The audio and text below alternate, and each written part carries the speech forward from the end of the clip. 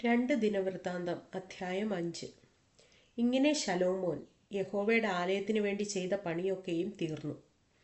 പിന്നെ ശലോമോൻ തൻ്റെ അപ്പനായ ദാവീദ് നിവേദിച്ചിരുന്ന വസ്തുക്കളായ വെള്ളിയും പൊന്നും ഉപകരണങ്ങളൊക്കെയും കൊണ്ടുവന്ന് ദൈവാലയത്തിലെ ഭണ്ഡാരഗൃഹത്തിൽ വച്ചു.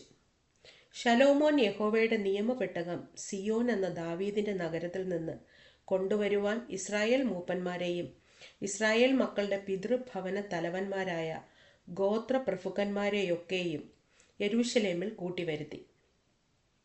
ഇസ്രായേൽ പുരുഷന്മാരെല്ലാവരും 7-ാം മാസത്തിലെ ഉത്സവത്തിൽ രാജാവിൻ്റെ അടുക്കൽ വന്നുകൂടി.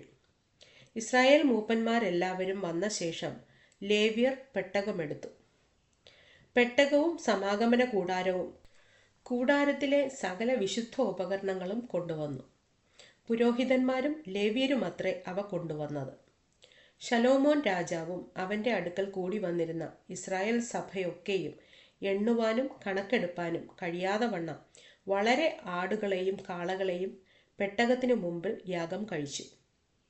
പുരോഹിതന്മാർ യഹോവയുടെ നിയമപെട്ടകം അതിൻ്റെ സ്ഥലത്ത് ആലയത്തിലെ അന്തർമന്ദിരത്തിൽ അതിവിശുദ്ധ സ്ഥലത്തേക്ക് കെരൂബുകളുടെ ചിറകിൻ കീഴെ കൊണ്ടുചെന്ന് വച്ചു. കെരൂബുകൾ പെട്ടകത്തിൻ്റെ സ്ഥലത്തിനു മീതെ ചിറക് വിരിച്ച് പെട്ടകത്തെയും അതിൻ്റെ തണ്ടുകളെയും മൂടി നിന്നു. തണ്ടുകൾ നീണ്ടിരിക്കയാൽ തണ്ടുകളുടെ അറ്റങ്ങൾ അന്തർമന്ദിരത്തിനു മുമ്പിൽ പെട്ടകത്തെ കവിഞ്ഞു കാണും, എങ്കിലും പുറത്തു നിന്ന് കാണുകയില്ല. അവ ഇന്ന് വരെ അവിടെ ഉണ്ട്.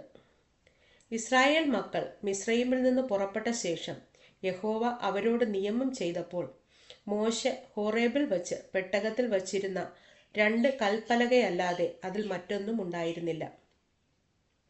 പുരോഹിതന്മാർ വിശുദ്ധ മന്ദിരത്തിൽ നിന്ന് വന്നപ്പോൾ അവിടെയുണ്ടായിരുന്ന പുരോഹിതന്മാർ കൂറുകളുടെ ക്രമം നോക്കാതെ എല്ലാവരും തങ്ങളെ വിശുദ്ധീകരിച്ചിരുന്നു.